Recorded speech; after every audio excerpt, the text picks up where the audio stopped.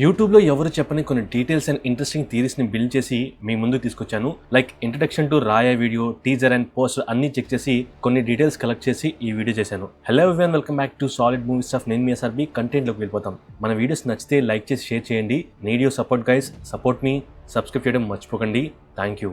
Number 1, ఈ movie story మెయిన్గా గోవా ఏరియాలో మెజారిటీ పార్ట్ జరుగుతుంది. అండ్ మూవీ టైం లైన్ కూడా నియర్లీ ఏ టైంలో జరుగుతుందో కూడా ఒక క్లియర్ కట్ ఐడియా వచ్చింది. అంటే ఏ టైం పీరియడ్ నుండి ఏ టైం పీరియడ్లో ఈ స్టోరీ జరిగింది అనేది క్లియర్గా చెప్తాను. సో దానికంటే ముందు హిస్టరీ ఆఫ్ గోవా తెలియాలి. 1947లో మనకు ఇండిపెండెన్స్ వచ్చిన తర్వాత 1961లో ఇండియన్ ఆర్మీ గోవాలో ఆపరేషన్ విజయ్ వలన గోవాకి లిబరేషన్ వచ్చింది. అంటే పోర్చుగీస్ పాలన ఖతమైంది. క్లియర్గా చెప్పాలంటే మనకు ఇండిపెండెన్స్ వచ్చిన దగ్గర నుండి ఎగ్జాక్ట్లీ 14 years వరకు గోవా ఏరియాని పోర్చుగీస్ వాళ్ళు పాలించేవారు, అంటే రూల్ చేసేవారు. దెన్ 1961లో ఇండియన్ ఆర్మీ చేపట్టిన ఆపరేషన్ విజయ్ తర్వాత అది యూనియన్ టెరిటరీగా మారింది, అంటే Goa, Daman and Diu. So maybe ఈ మూవీ 1961లో వచ్చిన గోవా లిబరేషన్ తర్వాత అండ్ దానికంటే ముందు లైక్ ఒక 2 or 3 years గోవాని ఎవరు ఏల్దామనే కాంపిటీషన్ గురించి ఈ హోల్ స్టోరీ ఉండొచ్చేమో. సో ఈ మూవీ స్టోరీ January 2nd, 1959 నుండి ఎర్లీ 1962 మధ్యలో జరుగుతుంది. ఆ టైంలోనే జరుగుతుంది. బట్ ఇదంతా రాయా యంగా ఉన్నప్పుడు టైం లైన్, ఇంక్లూడింగ్ ఈ పబ్ సీన్. ఇంతకీ ఈ పబ్ పేరేంటో తెలుసా? క్లబ్ పరాసియో అని అక్కడ ఉంది కదా, అంటే అది పోర్చుగీస్ లో రాసింది. దాని అర్థం ఇది, అంటే అది కాదు, క్లబ్ ప్యారడైజ్ అని దాని అర్థం. ఈ పిక్లోని ఇంకొక డీటెయిల్ వచ్చేసి, ఇంకా ఆ ఏరియాలో పోర్చుగీస్ రూల్ చేస్తున్నారు కాబట్టి ఆ క్లబ్ పేరు పోర్చుగీస్లో రాసింది. అండ్ అలాగే ఇక్కడ దూరంగా ఉన్న కారు మీద G అని రాసింది. సో కంపల్సరీగా అక్కడ పోర్చుగీస్ రూల్ నడుస్తుంది. అండ్ 1962 May 15 ముందు ఈ సీన్ జరుగుతుంది. సో May 15 తర్వాత నెంబర్ ప్లేట్స్ అన్ని GDD అని మారాయి, అంటే గోవా, డమన్, డయు. సో మీకు ఇంట్రడక్షన్ వీడియోస్లో, పోస్టర్స్లో, టీజర్లో, ట్రైలర్లో, అంటే ట్రైలర్ ఇంకా రాలేదు, సో వీటిల్లో GDD అని వస్తే పోర్చుగీస్ రూల్ ఎండ్ అయింది అండ్ ఇయర్ 1962 May 15 తర్వాత ఆ సీన్స్ ఆర్ స్టోరీ జరుగుతుందని అర్థం. నెంబర్ 2, సరే కార్ని బట్టి 1962 బిఫోర్ అని చెప్పొచ్చు, బట్ పిన్ పాయింట్గా ఏ ఇయర్ మధ్యలో జరుగుతుందో కూడా క్లియర్గా ఇంకొక డీటెయిల్ దొరికింది. అంటే ఈ పబ్ సీన్లో 1950 నుండి ఎర్లీ 1962 అని ఫస్ట్ పాయింట్లో చెప్పాను.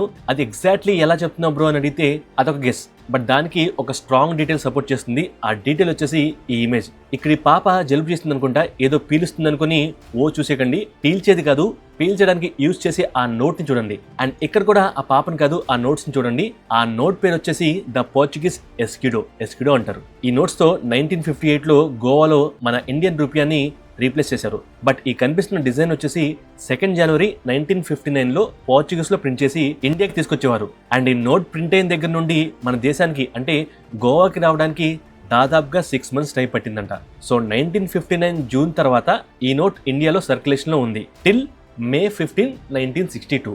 దాని వాల్యూ గురించి మాట్లాడుకుంటే 6 escudos ఈక్వల్స్ టు 1 Indian రూపియా. ఇక్కడ ఈ నోట్ వచ్చేసి మిల్ ఎస్క్యూడో, అంటే 1000 escudos అని అర్థం. అంటే దాని వాల్యూ వచ్చేసి ఇండియన్ కరెన్సీ ప్రకారం 1962లో 166.6 రూపియా. అంటే మన ఇండియన్ కరెన్సీ అప్రాక్స్ గా 167 రూపాయలు ఇస్తే ఒక మిల్ ఎస్క్యూడో నోట్ వస్తుంది. సో వాళ్ళు 1 escudo, 2 escudos or 10 escudos ఇలా ప్రింట్ చేయలేదు. 30, 60, 100, 300, 600, 1000 escudos నోట్స్ మాత్రమే ప్రింట్ చేశారు. మనకు టీజర్ లో కనిపించేది 1000 escudos నోట్, అంటే దాన్ని పోర్చుగీస్ లో మిల్ ఎస్క్యూడో అని అంటారు. నెంబర్ 3, కన్ఫ్యూజన్ లేకుండా క్లియర్గా చెప్పాలంటే ఈ పబ్ సీన్ వచ్చేసి గోవాలో జరుగుతుంది. ఇయర్ 1959 జూన్ నుండి ఏ నెలైనా కావచ్చు.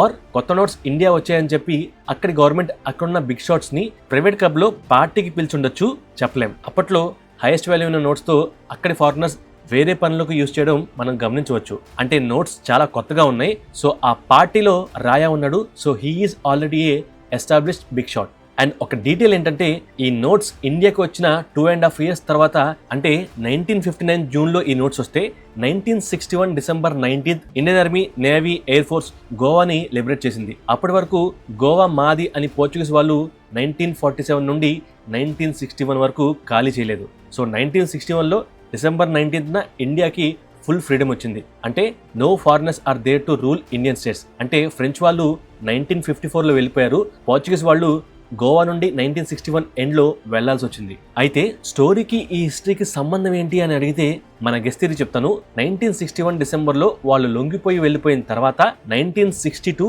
May 15న పోర్చుగీస్ కి సంబంధించిన ఎస్క్యూడోస్ నోట్స్ ని ఎక్స్చేంజ్ చేసుకోమని ఇండియన్ గవర్నమెంట్ ఒక డేట్ ని ప్రకటించింది. ఇది రియల్ గా జరిగింది.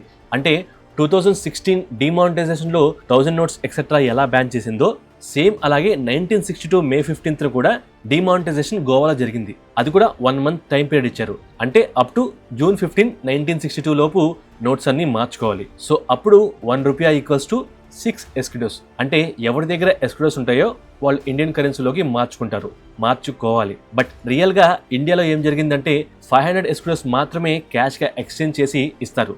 అండ్ ఆ అమౌంట్ దాటితే లైక్ 1000 ఎస్క్యూడోస్ నోట్స్ కానీ వస్తే దాన్ని ఇండియన్ బ్యాంక్ లో ఆ పర్సన్ పేరు మీద డిపాజిట్ చేసేవారు, చేతికి క్యాష్ ఇచ్చేవారు కాదు. అలా చేయడం వలన గవర్నమెంట్ కి ఎవరి దగ్గర మనీ ఎక్కువ ఉంది, ఎలా వచ్చింది, బ్లాక్ మనీ ఏమన్నా ఉందా, అన్ని 1000 ఎస్క్యూడో నోట్స్ వాళ్ళ దగ్గరకు ఎలా వచ్చాయి, ఏం వ్యాపారం చేసేవాడు, అది లీగలా, ఇలాంటివన్నీ ఒక క్లారిటీ ఉంటుంది. సింపుల్ గా లీగలా ఇల్లీగలా అనేది తెలుస్తుంది బ్లాక్ మనీ కోసం ఆ రూల్స్. అండ్ ఒకవేళ పోర్చుగీస్ లో ప్రింట్ అయిన ఎస్క్యూడో స్టాక్ ని ఇక్కడ గోవాలో పోర్చుగీస్ కి లాయల్ గా ఉన్న ఇండియాలో ఉన్న గోవా మెంబర్స్ బ్యాంక్ లో ఎక్స్చేంజ్ చేపిస్తే it's loss to our government. So అదంతా ఇల్లీగల్ మనీ అవుతుంది. సో అలాంటి వాటిని కట్ చేయడం కోసం ఈ ప్రాసెస్ పెట్టారు. అది కూడా ఇయర్ 1962 June 15th ఈ ప్రాసెస్ ఎండ్ అయిపోతుంది. అండ్ అఫ్ కోర్స్ రియాలిటీలో ఎండ్ అయింది. దెన్ గవర్నమెంట్ ఆ తీసుకున్న ఎస్క్యూడోస్ నోట్ దగ్గర హోల్స్ ని పంచేసేవారంట. సో ఈ కనిపిస్తున్న నోట్లో కూడా మనకు బ్లాక్ కలర్ లో ఉన్నది ఆ పంచేసిన హోల్స్. సో చూడడానికి అది ఎలా ఉందంటే పాత ఆర్టీసీ బస్ టికెట్స్ లో పనిచేస్తే ఎలా ఉంటుందో అలా ఉంది. సో మళ్ళీ ఎవరన్నా ఆ నోట్స్ ని తీసుకొచ్చి ఎక్స్చేంజ్ చేయకుండా ఉండడానికి ఈ ప్రాసెస్ అంతా. సో అది రియాలిటీ. బట్ మూవీ పరంగా మేబీ గోవాలో పోర్చుగీస్ కి లాయల్ గా ఉండే గ్రూప్స్ అక్కడ నుండి షిప్స్ లో వచ్చిన బల్క్ నోట్స్ ని ఇండియన్ రూపీస్ గా కన్వర్ట్ చేయడానికి ట్రై చేసి ఉండొచ్చు. సో ఇదంతా డ్రగ్స్ గురించి కాదు, మనీ లాండరింగ్ గురించి కూడా అవ్వచ్చు. అంటే మనీ లాండరింగ్ అనేది కేవలం పోర్చుగీస్ నుండే కాకుండా మేబీ చైనాతో కూడా బిజినెస్ చేశారు కాబట్టి చైనా వాళ్ళ దగ్గర ఉన్న మనీ కూడా, అంటే అక్కడ ఉన్న ఎస్క్యూడోస్ కూడా వీళ్ళు ఇండియాకి తెప్పించి ఎక్స్చేంజ్ చేపిద్దామని చేస్తూ ఉండొచ్చు. సో అలా ఆ నోట్స్ వచ్చినప్పుడు ఆ లాయల్గా ఉండే గ్రూప్స్ కైవసం చేసుకుంటే సో వాళ్ళని అటాక్ చేసి రాయా ఆ నోట్స్ ని కైవసం చేసుకుని తన పవర్ ని ఎస్టాబ్లిష్ చేసి ఉండొచ్చు. So it's a guess. Like ఈ సీన్ లో షిప్ ని చూస్తున్నారు. సో గవర్నమెంట్ 1 month టైం ఇచ్చింది కాబట్టి ఈ లోపు షిప్స్ లో ఎస్క్యూడోస్ ని ఎక్కించి గోవాలో సీక్రెట్ గా దింపొచ్చు. సో దాన్ని రాయా ఎత్తుకెళ్ళిపోయి ఉండొచ్చు. అండ్ బ్యాంక్ లో ఉన్న ఎంప్లాయీస్ ని అక్కడ దగ్గరలో ఉన్న పొలిటీషియన్స్ ని కొనేసి లార్జ్ అమౌంట్స్ ని ఏమన్నా హ్యాండిల్ చేయొచ్చు. అండ్ ఆల్సో లోకల్ గా కూడా ఒక్కొక్క ఫ్యామిలీకి ఇంత అమౌంట్స్ ఎస్క్యూడోస్ లో మనీ ఇచ్చి అవి లీగల్ గా ఎక్స్చేంజ్ చేయించి దెన్ అందులో కొంత షేర్ ని వాళ్ళకిచ్చి కొంత రాయా తీసుకుని ఉండొచ్చు. దెన్ అలా అక్కడున్న పబ్లిక్ కి మనీ వచ్చినట్టు ఉంటుంది. అండ్ అలాగే రాయా కూడా బిజినెస్ జరుగుతుంది. సో అప్పట్లో ₹1 అంటే మనకు కూడా చాలా వాల్యూ. లైక్ అప్పట్లో అనా 1, 5, 10, 20, 25, 50 పైసా ఇలా ఉండేవి. సో వీటన్నిటికంటే ₹1 అనే చాలా వాల్యూ.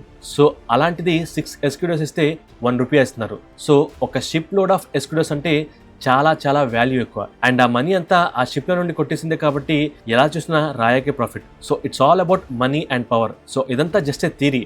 స్టోరీ ఇది అవ్వచ్చు ఆర్ కాకపోవచ్చు. సో మనీ ఒక పార్ట్ అయితే పవర్, రైవలరీ ఇంకో part, and family emotions like ticket తన కొడుకు అనేది ఇంకొక part of this movie. So story అనేది చాలా ఇంట్రెస్టింగ్ గా సాలిడ్ గానే ఉంటుందని స్ట్రాంగ్ గా అనిపిస్తుంది. బట్ దాని ఎగ్జిక్యూషన్ ఎలా ఉండబోతుంది అనేది చూడాలి. రోతగా ఉండే ఆ అడల్ట్ సీన్స్ ని తీసి పారేసి స్టోరీ మీద ఫోకస్ పెడితే, అంటే ఎడిట్ మీద ఫోకస్ పెడితే మూవీ ఇంకా ఇంట్రెస్టింగ్ గా వెళ్తుంది. నెంబర్ 4, ఈ షిప్ సీన్ లో ఏదో లావాదేవీ జరుగుతుంది అని మీరు అనుకోవచ్చు. బట్ నిజానికి అక్కడ పంచాయతీ జరుగుతుంది. ఇక్కడ ఒక ఎల్డర్ పర్సన్ ని, అంటే తను వర్కర్ అవ్వచ్చు, తనని ఆ స్తంభానికి, అదే ఆ ఐరన్ పిల్లర్ కేసి కట్టేశారు. అండ్ ఇదే పిక్ లో ఇక్కడ 3 కార్స్ కనిపిస్తున్నాయి, అంటే తోపుడు బండ్లు. సో ఆ బండ్లలో ఆ పక్కనే ఉన్న బ్యారల్స్ ని పెట్టుకుని వచ్చారు. సో ఒక బండిలో 3 బ్యారల్స్ పడుతున్నాయి. సో ఈ బ్యారల్స్ ఏమో బ్రౌన్ కలర్ లో ఉంటే ఇక్కడ వైట్ కలర్ లో ఆ కట్టేసిన మనిషి వెనకాల కొన్ని బ్యారల్స్ ఉన్నాయి. జనరల్ గా గోవా నుండి ఐరన్ ఓర్ ని ఎక్స్పోర్ట్ చేసేవారంట, అంటే అప్పట్లో. బట్ ఇక్కడ వీళ్ళు ఏం చేస్తున్నారు, అండ్ అక్కడ ఏదో సెంటర్ లో బ్లాక్ కలర్ లో గుట్టగా వేసి ఒకరు కాలుస్తున్నాడు, అంటే మంట వెలుగుతుంది. అంటే దొరికిన ఆ ముగ్గురులో ఒకరిని కట్టేసి మిగతా వాళ్ళని కాలుస్తున్నారా,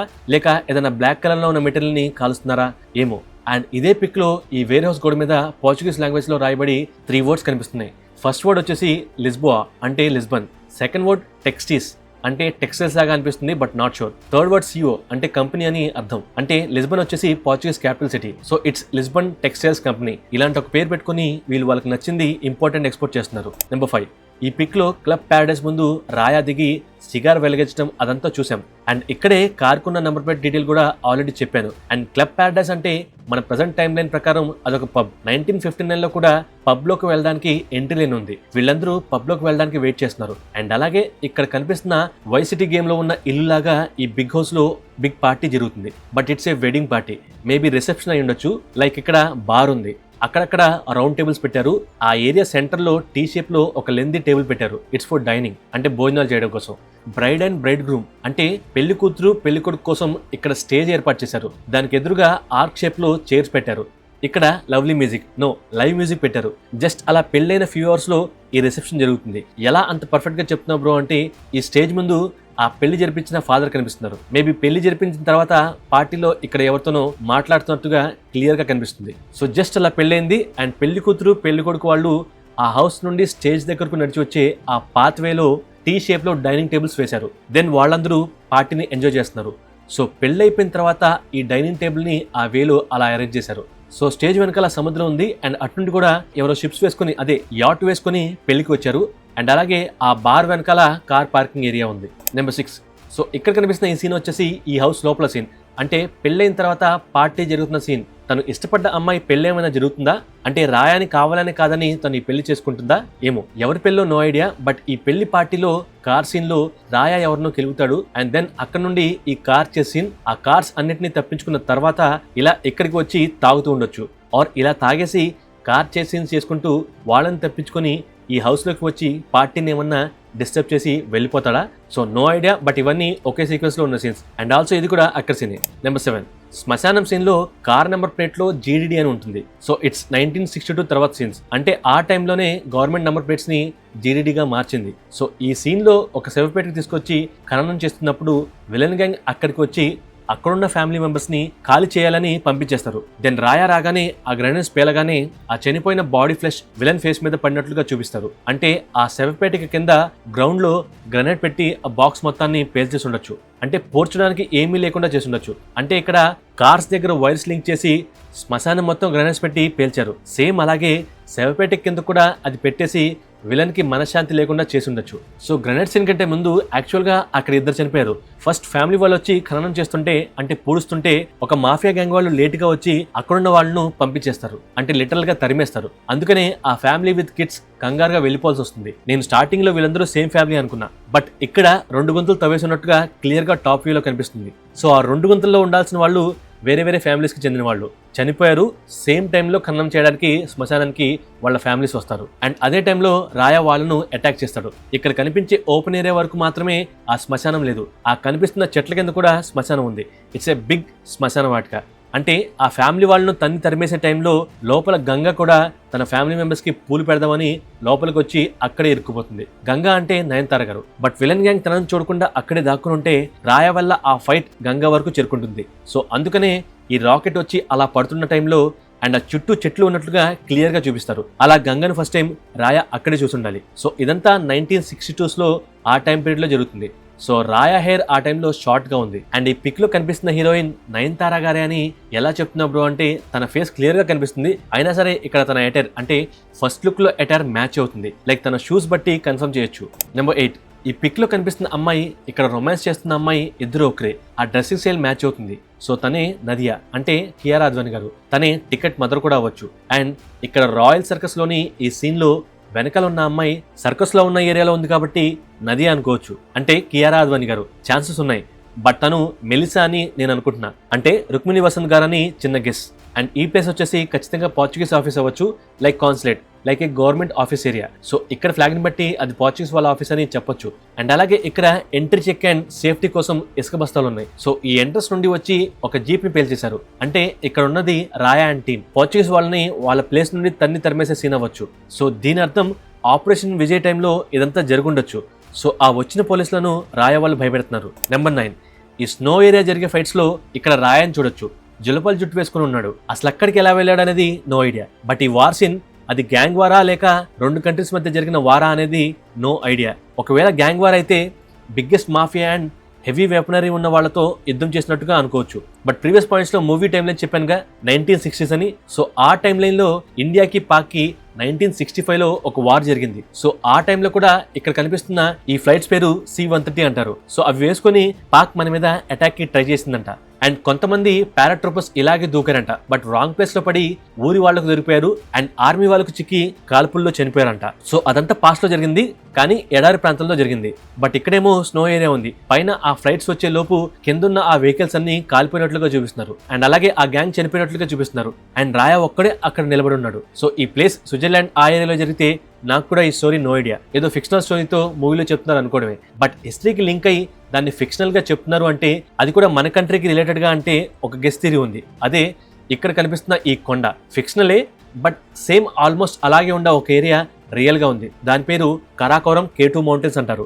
సో ఇవి ఇండియా, చైనా, పాకిస్తాన్ లో స్ప్రెడ్ అయి ఉంటాయి. సో ఇది ఐదర్ పాక్ ఏరియాలోని ప్లేస్ అవ్వచ్చు. 1965లో మనతో వాళ్ళ ఫైట్ జరుగుతున్న టైంలో సీక్రెట్ గా పాక్ ఏరియాలో Chinese army and vehicles and paratroopers ఇలా మంచులో దిగుండొచ్చు.